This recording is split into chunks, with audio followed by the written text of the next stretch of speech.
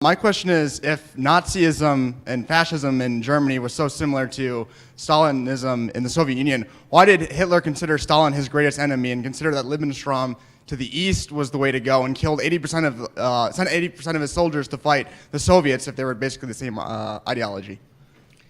Very good question, which is, if Nazism and communism are both leftist, how come they went to war? First of all, it's important to realize that ideologies that are very close to each other frequently do go to war.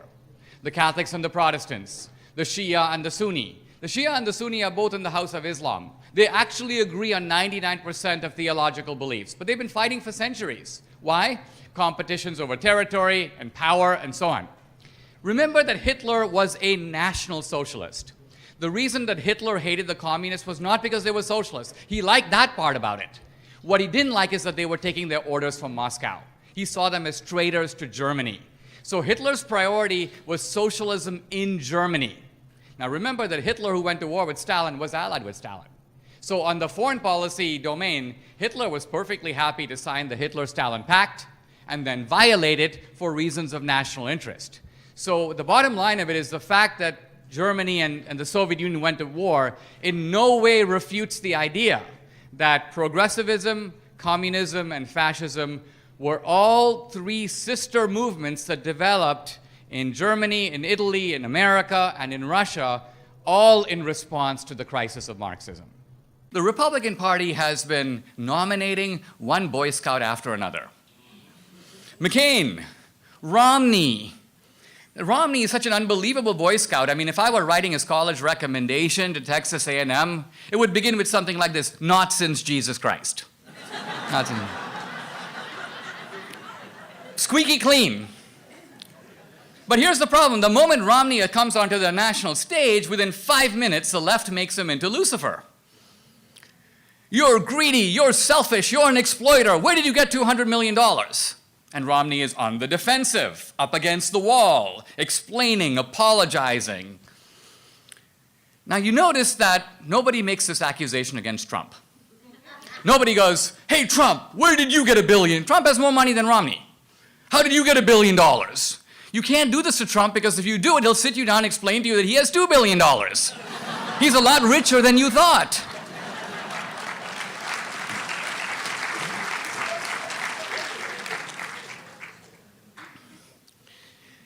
So with Trump, this desire to hit back, I think, reflects a tendency in the Republican Party now to say, okay, if you gangsterize one side, the other side has to get tough. That's the sad reality of the situation. In other words, would we like to live in the kinder, gentler Reagan era that I grew up in? Yes, but that era is not here anymore. Reagan wouldn't understand it. He'd be a fish out of water, because the political waters are too roiled right now. But the one guy I think who would be completely at home in America today is Abraham Lincoln. Why? Because the waters were even more roiled when Lincoln came in. And Lincoln realized, a very moderate man, by the way, that there was a time to be extremely tough. The basic idea of fascism was government control over the private economy and government control over the lives of citizens.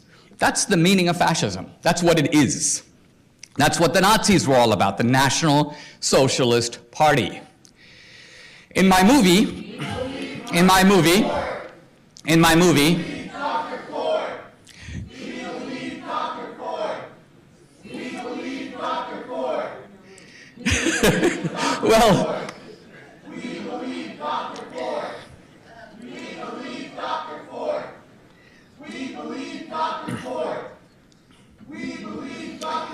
well, we have some Dr. Ford enthusiasts here. Let me ask you this question. Let me ask you guys this question. Well, okay, if you'll stop chanting, I'll address your point. Here's something interesting. Where is Dr. Ford? You know, this is really interesting. When I noticed that when Roy, hold on, don't shout at me, you'll have a chance to ask questions. When Roy Moore was attacked by all these women, he oppressed me, he did this, he did that, and suddenly, when he's defeated, they all melt into air. This is Karl Marx, all that is solid melts into air. Suddenly the media, hold on, don't shout at me, don't shout at me. No, you came voluntarily. Did I ask you to come? No, don't shout at me. I'm defending fascism. No, I'm exposing you as a fascist. Because,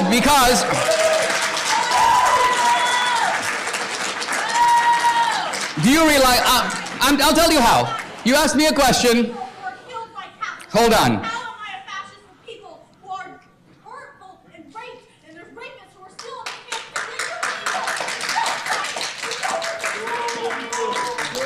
Are you familiar with the black shirts in Italy or the brown shirts in Germany? Do you realize that they would go to campuses, goons, and would stand in the back of the room, and when somebody tried to make an intelligent presentation and answer questions, they would shout them down, yell at them, try to intimidate them, and count as success if they could get the event canceled and the speaker threatened. But see, the problem is, sometimes you get speakers like me who are not scared of people like you. We recognize your frauds. I recognize that ultimately you are afraid of ideas. You're not willing to engage with me. Yes, you're afraid of ideas. You're not afraid of fascists. You think I pose a threat to you? I'm an immigrant. I came to America with nothing. What threat do I pose to you? You've kind of thrown out some fairly incendiary facts or claims. The year before the Civil War, not a single Republican owned a slave. The big switch is a lie. Nixon's strategy is a hoax. We hear a lot about fake news, and you're talking about fake history. But I only hear you talking about it. Why don't I hear others? I don't see conservatives out in the street with their children's history books, burning them in a pile. I don't see students here at this university taking their history books and complaining about the falsehoods in it. So why is that? And would you be willing to come to this university and debate our top scholars on these topics?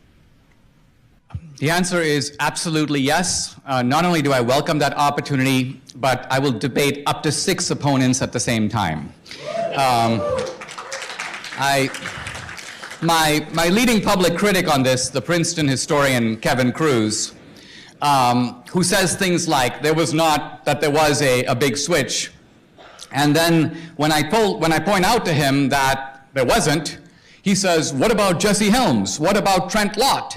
What about John Tower? And I say, well, let's not debate apples and oranges. Those men are not Dixiecrats.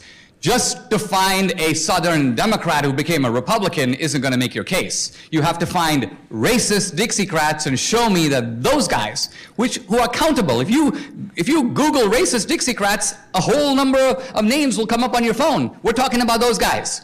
And so I told Kevin Cruz, why don't I come to your home campus, Princeton University, let's have a debate in front of your own students. You have all the advantages of being on your home ground. You're going to have the home team advantage. His response, I won't do it. He refuses. He says it's not the proper format to resolve these issues. Think of it, debate is not a proper format to resolve an important difference of agreement. And I take that to really mean that what he's saying is, look, here at Princeton, we have enough leftists in the history department that we've got our students completely brainwashed. Your type is not going to be welcome here because the only thing you can do is make converts, and that's going to be incendiary for us. So we're not going to let that happen. It seems as though you're trying to point fingers at the Democratic Party. As an individual that has grown up in an alt-right area, I am no stranger to listening to other opinions, so I appreciate you coming out and saying your opinion. I just think that you're pointing a lot of fingers at us currently, and I feel as though as a nation, the Republican and the Democratic Party should be working together, not pointing fingers rather, but coinciding and working together to create bills and better plans for our country. And I think this is the way that we can fix America. How do you feel about that? I agree 100%. I'm a product of the Reagan years. If you remember, Reagan and the Democrats legislated tax bills together. They did Social Security commissions together. They did a tax reform in 1986 together. There was a lot of bipartisan support for the Intermediate Range Nuclear Forces Treaty with Gorbachev and the Russians. Not that there wasn't disagreement, but there was the ability to work together. And the media reflected that debate. CNN, for example, had a famous show, Crossfire, and they would have Pat Buchanan on the right, Michael Kinsley on the left. That's the America I came of age in, and I long for it now. But we don't live in that America. Think of it. Would CNN today dare to have a show in which they had, let's just say, for example, me against Rachel Maddow? I mean, a debate, admittedly, that would be more like one hand clapping. But nevertheless, they wouldn't dare. And they won't, when they cancel Crossfire, they decided to go full left. They'll have a panel of 8 people, they're all anti-Trump. They don't allow debate. So how do you expect to have compromise when the mainstream media has arrayed its guns against Trump? And they see their job as trying to take him out. If you want to know why I seem passionate now and not quite the same guy I was in 1985, it's this. I always thought American politics was a fair-minded debate between reasonable people who disagree, and I wrote and conducted myself that way. But then when I went through what I did with the Obama administration, when I stood in a courtroom and heard a bailiff go, United States of America versus Dinesh D'Souza, when I began to deal with these people, I realized we have seen a gangsterization of the US government. I will tell you, based upon the deepest bone in my being, that if the Obama administration could have locked me up for 20 years for giving a $20,000 political contribution, they would have done it. They would have been delighted to do it because they did not see me as a critic, but as a deadly enemy that they needed to take out. That was the way they looked at it. And so I'm saying, you're very naive if you don't realize that this is going on in America. Today, we don't live in an America where if the government comes after you, they're not going to send 2 gentlemen with a file to talk to you. They're going to send police cars, helicopters overhead, automatic weapons, and until it happens to you, you won't believe it. But when it does happen to you, you do become politically somewhat radicalized because you realize this is going on in our America, and we do need, before we can have compromise, we need to stop it.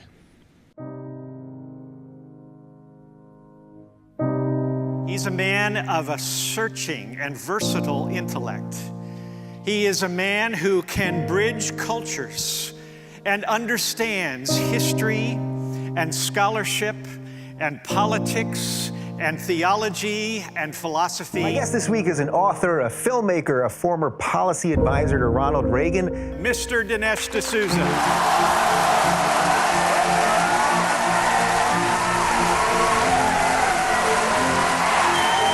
This American dream is a dream not just of economic opportunity or success, but it's ultimately a dream where you can be the architect of your own destiny. I grew up in a different world, actually a world without America. And although I grew up without a phone, without television, without hot water, we had a car, but if you looked down the floor of our car, you could see the ground. He's been described as an influential conservative thinker. He's a best-selling author, political commentator, and filmmaker. The great man, Dinesh D'Souza, a patriotic man. No longer would I say that I live in a rarefied world of intellectual debate. I've seen the upside of America, and I've seen the downside of America. But at the end of the day, I wouldn't trade the United States for any other country. At the end of the day, my enthusiasm for American government may have dimmed, but my enthusiasm for this country burns brighter than ever. Thank you very much.